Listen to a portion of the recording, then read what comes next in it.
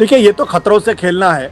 एक तरीके से ये भी कहेंगे तलवार की धार पे चलना है। लेकिन इसकी वजह से भारत की अंतर्राष्ट्रीय स्तर पर काफी आलोचना भी हो रही है। इसको अमेरिका और यूरोपियन देश किस तरीके से देख रहे होंगे, ये बहुत आसानी से समझी जा सकती है। वो दरअसल भारत को संदेश देना चाह रहे हैं। ये बहुत बड़ा आरोप भारत के ऊपर था। देखिए, मीडिया की वजह से तो भारत की विदेश नीति का हाल बुरा हुआ ही, इसमें कोई दो राय नहीं है। तो उस कमेटी ने उस वक्त के गृह मंत्री राजनाथ सिंह को एक रिपोर्ट दी थी और उसमें साफ तौर पर कहा था कि भारतीय मीडिया को कंट्रोल करने की जरूरत है। लेकिन इसका एक दूसरा पक्ष भी है। दूसरा पक्ष भी है कि सरकारी पक्ष ये चाहता है कि नरेंद्र मोदी की छवि एक ऐसे व्यक्ति के तौर पर पेश की जाए, एक ऐसे प्रधानमंत्री के तौर पर पेश की जाए। और इसलिए मेरा स्पष्ट तौर पर मानना है कि पुतिन का भारत यात्रा इस वक्त भारत के लिए बहुत कठिनाई पैदा करेगा।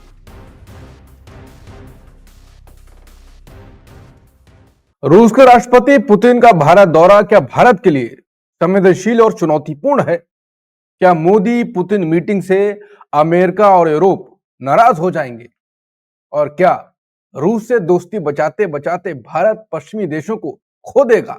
या फिर मोदी सरकार ऐसा बैलेंस बना लेगी जिससे दो नावों में सवारी भी सुरक्षित रहे?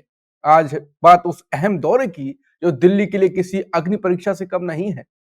रूस के राष्ट्रपति व्लादिमीर पुतिन की 2 दिन की भारत यात्रा आज से शुरू हो रही है और यह दौरा सिर्फ कूटनीतिक नहीं बल्कि एक संतुलन का भारी खेल भी है।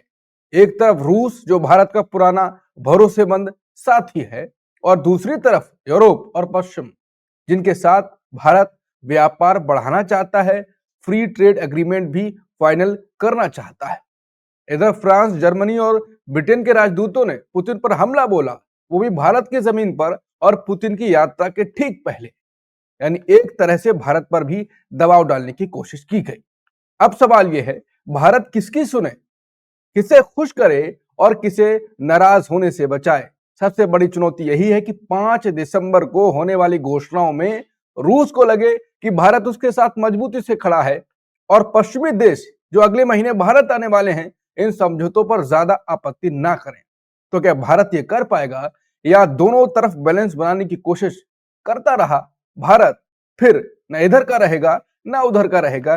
पिछली विदेश नीति में शायद हम ऐसा ही देख रहे हैं। इन्हीं राजनीतिक चालों, दबावों और बैलेंसिंग गेम पर आज होगी चर्चा। नमस्कार, मैं हूं अंकुर, आप देख रहे हैं सत्यनिधि का खास शो आशुतोष की पैनी नजर, जहां आशुतोष जी खबर की खबर लेकर असली खबर बताते हैं। आशुतोष सर जी, पुतिन का दौरा भारत के लिए कितनी चुनौतीपूर्ण और कितना संवेदनशील मामला है? देखिए, ये तो खतरों से खेलना है। एक तरीके से ये भी कहेंगे तलवार की धार पे चलना है। और इसमें खतरे काफी हैं फ्रॉम राजनयिक पॉइंट ऑफ व्यू से, यानी डिप्लोमेटिक पॉइंट ऑफ व्यू से, विदेश नीति के पॉइंट ऑफ व्यू से। क्योंकि इस पुतिन के ऊपर इस वक्त जो पूरा का पूरा यूरोप है और अमेरिका है, और उनका ये कहना है कि दरअसल पुतिन ने यूक्रेन पे हमला करके एक हमलावर देश का रुख अख्तियार किया है और जिसकी वजह से पुतिन के खिलाफ अरेस्ट वारंट भी इशू है। तो पुतिन के साथ भारत के रिश्ते, मैं कह सकता हूं कि निश्चित तौर पर तलवार की धार पर चलना है। और इसकी वजह से आपने देखा कि भारत के ऊपर अमेरिका ने 25% का एक्स्ट्रा टैरिफ लगाया था, जिसका असर भारत की अर्थव्यवस्था पर पड़ता हुआ साफ दिखाई पड़ रहा है। हालांकि उसके एवज में भारत जो रूस से लगातार ऑयल खरीद रहा है, उसमें थोड़ी कमी भी आई है।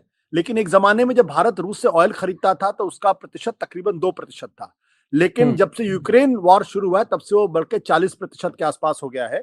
और जो ट्रेड, बायलैटरल ट्रेड भारत और रूस के बीच में ऑयल को लेकर $10 बिलियन का था, वो आज की तारीख में $68.7 बिलियन का ट्रेड हो गया है। तो भारत और रूस के रिश्तों में ऑयल परचेज, यानी जो तेल की खरीद है, वो एक बहुत ही महत्वपूर्ण भूमिका अदा कर रहा है।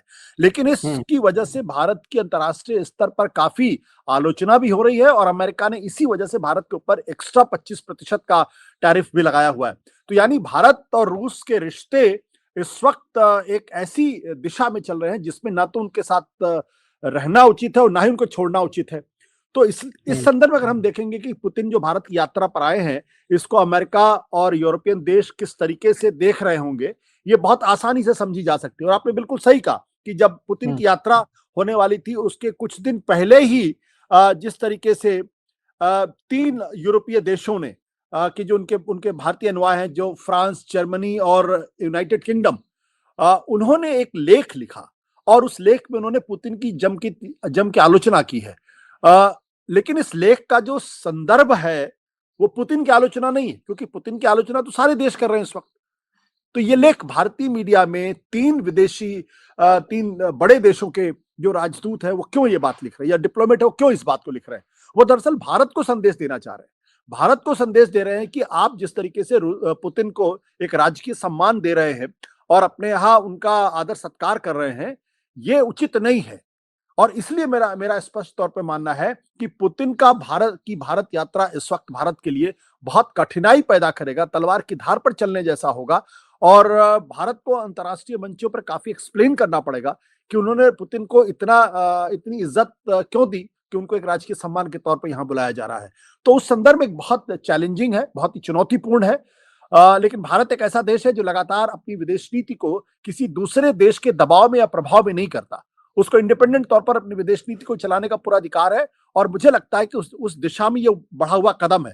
लेकिन जो चुनौतियां हैं, उन चुनौतियों का पालन कैसे करेगा, उन चुनौतियों से पार कैसे पाएगा, अमेरिका और यूरोपीय देशों को कैसे समझा पाएगा कि भारत दरअसल अपनी विदेश नीति को अपने स्तर पर तो चलाने की कोशिश कर रहा है, लेकिन इसका ये कतई मतलब नहीं है कि वो पुतिन के समझाने पर या पुतिन के किसी प्रभाव में है, या वो यूक्रेन युद्ध को में वो पुतिन के साथ है। क्योंकि आपको याद होगा पिछले दिनों डोनाल्ड ट्रंप ने दरअसल उनका जो प्रशासन था उनकी तरफ से कहा गया था कि भारत तेल खरीद करके यूक्रेन वॉर में रूस को फंड कर रहा है। ये बहुत बड़ा आरोप भारत के ऊपर था, और एक तरीके से भारत को यूक्रेन वॉर में खलनायक के तौर पर पेश करने की कोशिश भी थी, और संदेश भी था कि आप पुतिन के जितना करीब आएंगे, रूस के जितना करीब आएंगे, वो भारत के लिए हितकर नहीं होगा, सही नहीं होगा।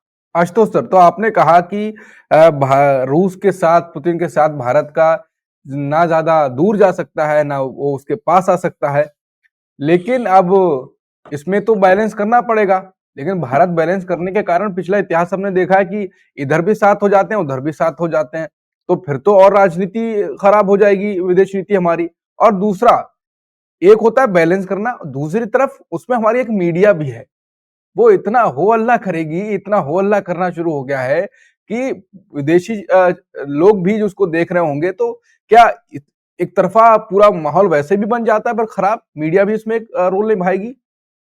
देखिए, मीडिया की वजह से तो भारत की विदेश नीति का हाल बुरा हुआ ही, इसमें कोई दो राय नहीं है। आपको अच्छी तरीके से याद होगा कि कश्मीर के मसले पर आज से कई साल पहले जब सरकार ने कमेटी बनाई थी कि वो जाके जमीन पे देख के आए कि दरअसल वहां पे क्या हालात हैं और उन हालात का कैसे मुकाबला किया जाना चाहिए, तो उस कमेटी ने उस वक्त के गृह मंत्री राजनाथ सिंह को एक रिपोर्ट दी थी, और उसमें साफ तौर पर कहा था कि भारतीय मीडिया को कंट्रोल करने की जरूरत है, क्योंकि उनकी वजह से कश्मीर में हालात काफी बिगड़ते हुए दिखाई पड़ रहे हैं।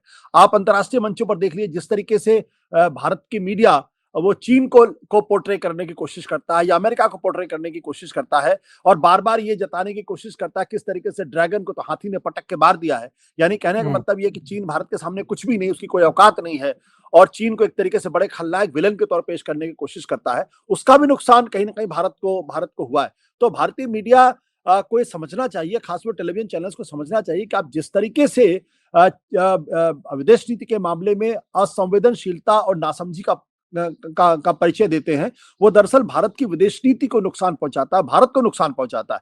लेकिन इसका एक दूसरा पक्ष भी है। दूसरा पक्ष भी है कि सरकारी पक्ष ये चाहता है कि नरेंद्र मोदी की छवि एक ऐसे व्यक्ति के तौर पर पेश की जाए, एक ऐसे प्रधानमंत्री के तौर पर पेश की जाए कि पूरी दुनिया उनके औ में है, पूरी दुनिया उनके आभा मंडल में पूरी तरीके से मंत्रमुग्ध है। और देखिए, पुतिन जैसा आदमी जो रूस के राष्ट्रपति है, वो भी प्रधानमंत्री नरेंद्र मोदी के आभा में है, और जब नरेंद्र मोदी कुछ बोलते हैं तो चीन भी डर जाता है, पाकिस्तान भी डर जाता है, कश्मीर में लोगों की हालत खराब हो जाती है। अमेरिका के राष्ट्रपति डोनाल्ड ट्रंप उनके व्यक्तिगत मित्र है। लेकिन पिछले 5-6 महीनों में अगर आप देखें, खासतौर पहलगाम घटना की बात से, तो क्या पहलगाम घटना के बाद रूस ने पाकिस्तान की किसी तरीके से आलोचना की कि आतंकवाद के मसले पर? यहां तक कि जब ऑपरेशन सिंदूर हुआ और जब सीज फायर हुआ, तो क्या रूस भारत के साथ खड़ा हुआ? बिल्कुल खड़ा नहीं हुआ। उल्टे रूस ने पाकिस्तान के साथ अपने रिश्तों को बेहतर करने की कोशिश की है, वहां इन्वेस्टमेंट करने के रास्ते उसने खोजे हैं।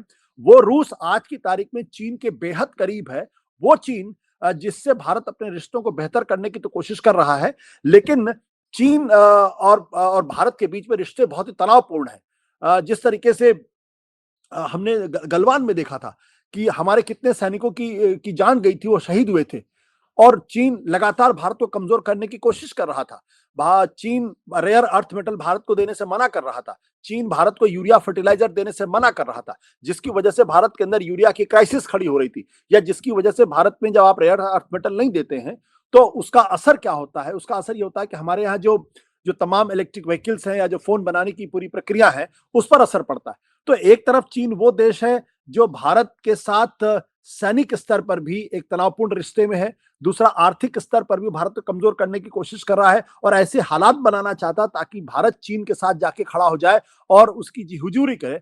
उस चीन के साथ रूस अपने रिश्तों को बेहतर करने की कोशिश लगातार कर रहा है। बल्कि मैं ये कहूं कि आज की तारीख में रूस जो है वो चीन का सबसे अच्छा दोस्त है, क्योंकि भारत अगर ऑयल खरीद रहा है तो भारत से ज्यादा रूस से ऑयल चीन खरीद रहा है। तो जब हमने सीजफायर हुआ और पूरी दुनिया ने देखा कि रूस भी भारत के साथ खड़ा नहीं हुआ, तो वैसी स्थिति में हम अपनी विदेश नीति के बारे में क्या टिप्पणी करें। लेकिन एक चीज बिल्कुल स्पष्ट है कि रूस से यानी सोवियत यूनियन से हमारे रिश्ते बहुत ऐतिहासिक है, बहुत पुराने हैं। जब 1971 की लड़ाई हुई थी, जब जिसमें बांग्लादेश का निर्माण हुआ था, जब अमेरिका ने भारत को आंख दिखाई थी, उस वक्त सोवियत यूनियन भारत के साथ खड़ा था मजबूती के साथ। और दूसरी बात यह है कि भारत रूस के साथ अपने रिश्तों को तोड़ना अफोर्ड भी नहीं कर सकता है, क्योंकि बहुत सारा हमारा जो सैनिक साजो सामान है वो हम रूस से खरीदते हैं। तो इन सब चीजों को देखते हुए ये बिल्कुल तलवार की धार पर चलना होगा और उसमें गिरने का भी खतरा है और कामयाबी के साथ जो है आगे निकलने का भी की भी उम्मीद है। तो इसलिए बहुत संभल के चलना होगा और खासतौर पर जो भारतीय मीडिया है उसको पुतिन की यात्रा को ऐसे प्रोजेक्ट नहीं करना चाहिए जैसे कि कोई बहुत बड़ी कामयाबी है, क्योंकि इसका असर निश्चित तौर पर भारत यूरोप के रिश्तों में पड़ेगा, इसका असर निश्चित तौर पर भारत अमेरिका के रिश्तों में पड़ेगा, खासतौर पर अमेरिका के साथ, जो अमेरिका नहीं चाहता कि पुतिन जो है वो किसी तरीके से उनके लिए कोई एग्जिट रूट मिले। आपने देखा कि इस वक्त यूक्रेन वॉर के समय में भी एक युद्ध को खत्म करने की कोशिश की जा रही है और पुतिन पर लगातार अमेरिका हमलावर भी है। हालांकि जो फॉर्मूला दिया है वो फॉर्मूले में ऐसा लगता है जैसे रूस के साथ खड़ा है, लेकिन ऐसा परसेप्शन जो बन रहा है वो भी ठीक बात नहीं। तो भारत के लिए मुश्किल है, लेकिन ऐतिहासिक दोस्ती है और पुतिन अगर भारत आ रहे हैं तो ठीक है, लेकिन उसको बहुत ज्यादा बढ़ा चढ़ा के पेश करने की जरूरत से नुकसान ही होगा, फायदा नहीं होगा। बिल्कुल, तो इस विषय पर ज्यादा बात अब ना करते हुए ज्यादातर जो आशुतोष जी ने बता ही दिया कि एक मीडिया का भी उसमें रोल है और भारत भी अब देखो कैसे दोनों को खुश कर पाए, ये भी एक चुनौती तो है। आप 5 दिन से 2 दिन की उनका दौरा है, देखते हैं 2 दिन क्या होता है, किस तरीके से पेश किया जाता है और उसके बाद क्या बयानबाजी होती है और क्या दूसरे देशों से, पश्चिमी देशों से, यूरोप से कुछ आता है। फिर बाद में डिसाइड होगा कि भारत ने संतुलन बना पाया या चुनौती जो थी वो सही में एक चुनौती सामने आ गई है। जो भी होगा हम आपके सामने लाते रहेंगे, तब तक के लिए नमस्कार। Copyright disclaimer under Section 107 of the Copyright Act 1976. Allowance is made for fair use for purposes such as criticism, comment, news reporting, scholarship, and research. Fair use is a use permitted by copyright statute that might otherwise be infringing.